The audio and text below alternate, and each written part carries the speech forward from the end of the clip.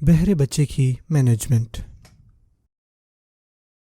بہرے بچے کون ہوتے ہیں اور ان کی کم عمر میں ہی شناخت کیوں کر لینی چاہیے؟ بچوں میں 90 ڈیسیبل سے زیادہ کی پروفاؤنڈ ہیئرنگ لاس یا مکمل بہرے ہونے سے ان میں بولنے کی صلاحیت نہیں ہوتی اور وہ بہرے اور گونگے کہلاتے ہیں۔ حالانکہ ان بچوں کے اسپیچ پروڈیوسنگ اپیریٹس میں کوئی خرابی نہیں ہوتی، اصل مسئلہ بہراپن ہے۔ انہوں نے کبھی آواز نہیں سنی ہوتی، اس لیے وہ بول بھی نہیں پاتے۔ کم ڈگری کے بہرے پن میں بچے بول پاتے ہیں لیکن صحیح طور پر نہیں۔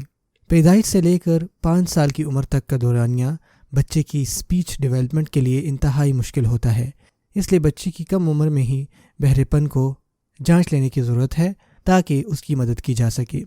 وہ بچے جن کی ہیئرنگ لاس کو 6 ماہ کی عمر سے پہلے آبزرو اور مینیج کر لیا جاتا ہے، ان کی ووکیبلری، ایکسپریشنز اور لینگویج سکلز اچھی ہوتی ہیں۔ آڈیٹری فنکشن کی اسیسمنٹ اسپیشل ٹیکنیک سے ہوتی ہے۔ Number 1، screening procedures. جن بچوں کو زیادہ خطرہ ہوتا ہے ان میں آواز پر ساؤنڈ سگنلز اور بیہیویئرل رسپانس کو دیکھنا ہوتا ہے۔ اراؤزل ٹیسٹ، ہائی فریکوینسی کی نیرو بینڈ نوائز کو 2 سیکنڈ تک بچوں کو سنایا جاتا ہے جب وہ ہلکی نیند میں ہوتا ہے۔ ایک نارمل سننے والا بچہ 3 میں سے 2 آوازوں پر جاگ جاتا ہے۔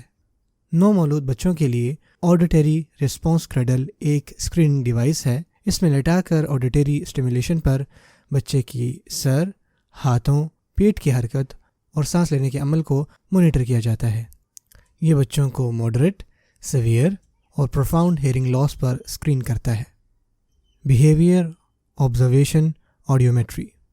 آڈیٹوری سگنلز ہر بچے میں بیہیویئرل چینجز جیسے جاگ جانا، ایکٹیویٹی، حرکت روک لینا، آنکھوں کو پھیلا لینا اور چہرے کے تاثرات بدل لینا شامل ہوتا ہے۔ موروز ریفلیکس ان میں سے ایک ہے، جس میں 80 to 90 ڈیسیبل کی آواز پر اچانک ہاتھ اور پیروں اور سر میں حرکت کا ہونا ہے۔ کوکلیا پرپیبرل ریفلیکس میں تیز آواز سے بچہ آنکھوں کو جھپکتا ہے۔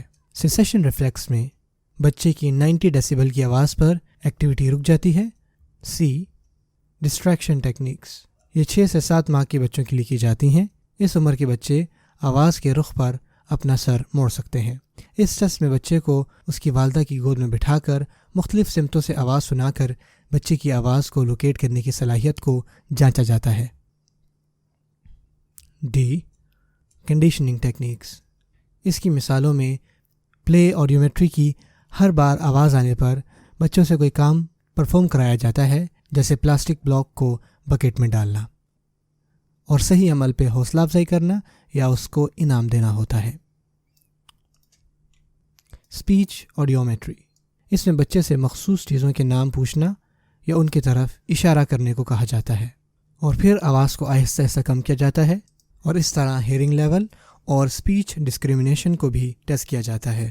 اس ٹیسٹ میں بچے سے کھلونے جیسے گھوڑا، بطخ یا کپ یا پلیٹ کا نام پوچھ کر ایکسپریسو ایبیلٹی بھی ٹیسٹ کی جاتی ہے۔ آبجیکٹیو ٹیسٹ، یہ ٹیسٹ ہیئرنگ اسیسمنٹ کے لیے آئیڈیل ہے کیونکہ یہ نتائج بچے کی کوآپریشن کے بنا دیتے ہیں، اور ان آبجیکٹیو ٹیسٹ میں یہ چیزیں شامل ہیں: evoked response audiometry, auto acoustic emissions, impedance آڈیومیٹری۔